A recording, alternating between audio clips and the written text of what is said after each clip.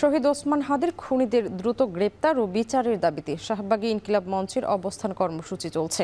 সেখানে আছেন সহকর্মী হোসেন জাহিদ। বিস্তারিত জানতে যুক্ত হচ্ছে তার সঙ্গে। জাহিদ, জানাবেন ইনকিলাব মঞ্চের কর্মীরা কি বলছেন আর সবশেষ কি পরিস্থিতি দেখতে পাচ্ছেন? স্বামী শহীদ শরীফ ওসমান হাদিকে উৎসর্গ করে নানা স্লোগান, নানা বিক্ষুব্ধ বক্তব্য এবং একই সঙ্গে কবিতা আবৃত্তি, গান, এগুলো নিয়েই মূলত শাহবাগের এই সমগ্র চত্বরটিকে জাগরুক রাখা হয়েছে। এবং এই সামগ্রিক পরিস্থিতি আপনাকে আমি সরেজমিনে দেখাতে চাই।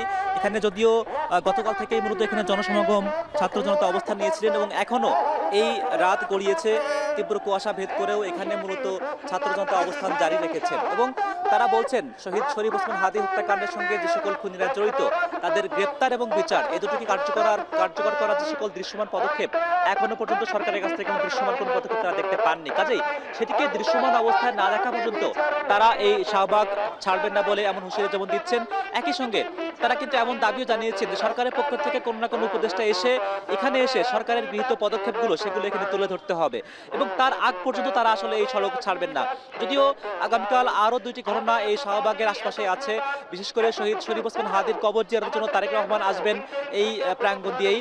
তবে ইনকিলাব মঞ্চ থেকে এটি আশ্বস্ত করা হয়েছে যে আসলে এই যে অবস্থান কর্মসূচি সেটির কারণে তারেক রহমানের যাতায়াত সেটি বিঘ্ন ঘটবে না, বরং তারা সহযোগিতা করবেন। তারও পাশাপাশি যেহেতু কালকে ঢাকা বিশ্ববিদ্যালয়ের বিজ্ঞান অনুষদের ভর্তি পরীক্ষা রয়েছে, সেটিকেও যাতে করে কোনো প্রকারের বিঘ্ন সৃষ্টি না হয় সেদিকেও কিন্তু বিবেচনায় রাখার কথা বলছেন এখানে যারা উদ্যোক্তারা আছেন।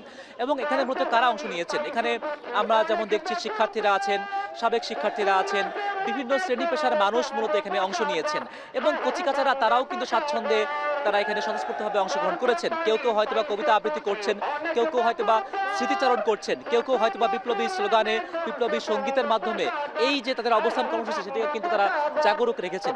বিশেষ করে এখানে কিছুক্ষণ পরপরই ইনকিলাব মঞ্চের যিনি সদস্য সচিব তার পক্ষ থেকেই মূলত তাদের পরবর্তী কর্মসূচি কিংবা দাবি দেওয়ার পরবর্তী কি প্রক্রিয়া তারা অনুসরণ করবেন সেগুলোকেই কিন্তু তারা তুলে ধরা হচ্ছে এবং সেটি তুলে ধরছেন ইনকিলাব মঞ্চের যিনি সদস্য সচিব আব্দুল আল জাবের।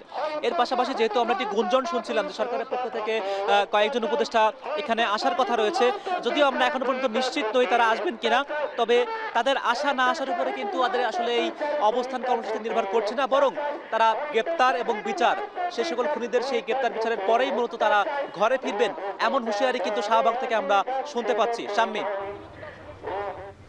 শাহবাগ থেকে ইনকিলাব মঞ্চের অবস্থান কর্মসূচির সবশেষ জানাচ্ছিলেন হোসেন জাহিদ।